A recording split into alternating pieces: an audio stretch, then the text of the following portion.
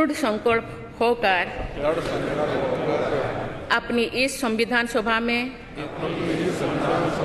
वो संविधान जिस पर इन दिनों सबसे ज्यादा सियासत हो रही है, वो संविधान जिसे लेकर बीजेपी और कांग्रेस समेत पूरे विपक्ष में सियासी संग्राम छिड़ा हुआ है, वो संविधान जिसकी कॉपी लेकर कांग्रेस नेता और लोकसभा में नेता प्रतिपक्ष राहुल गांधी देश भर में घूम घूम कर बीजेपी और प्रधानमंत्री मोदी पर निशाना साध रहे हैं, और वो संविधान जिसको नमन कर प्रधानमंत्री मोदी कांग्रेस पर हमला बोलते रहते हैं।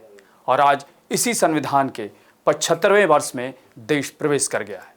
जैसा कि संविधान सभा ने 26 नवंबर 1949 को भारत का संविधान पारित किया था, और फिर सामाजिक न्याय एवं अधिकारिता मंत्रालय ने 19 नवंबर 2015 को एक अधिसूचना के जरिए 26 नवंबर को हर साल संविधान दिवस मनाने की बात कही थी। तब से ये दिवस हर साल यूं ही मनाया जा रहा है।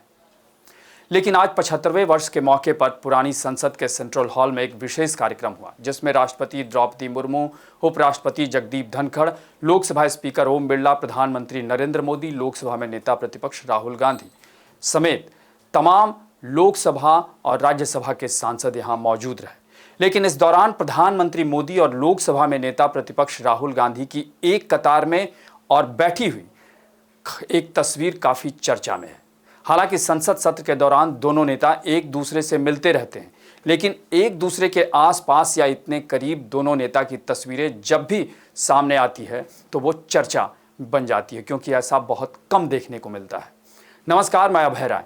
संविधान दिवस के मौके पर आज राष्ट्रपति, प्रधानमंत्री समेत तमाम सांसद मौजूद रहे एक जगह पर, जिसकी तमाम तस्वीरें और वीडियो सामने आई। लेकिन इसी में से एक तस्वीर जिसमें प्रधानमंत्री मोदी और लोकसभा में नेता प्रतिपक्ष राहुल गांधी एक साथ नजर आए तो ये सुर्खियों में आ गई।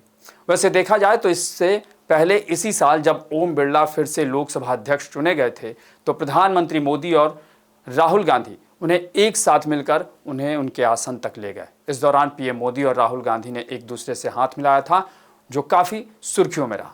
खैर, जिस संविधान को लेकर बीते 2 सालों से राहुल गांधी और मोदी एक दूसरे के खिलाफ मोर्चा खोले हुए हैं, आज उसी संविधान दिवस के मौके पर दोनों नेता कुछ समय के लिए ही सही लेकिन एक दूसरे के आसपास खड़े और बैठे हुए नजर आए। वहीं अगर बात संविधान दिवस की करें तो आज राष्ट्रपति द्रौपदी मुर्मू ने कहा कि संविधान देश का एक पवित्र ग्रंथ है और इसने देश को मजबूती और ताकत दी है। हमारा संविधान एक जीवंत और प्रगतिशील दस्तावेज है।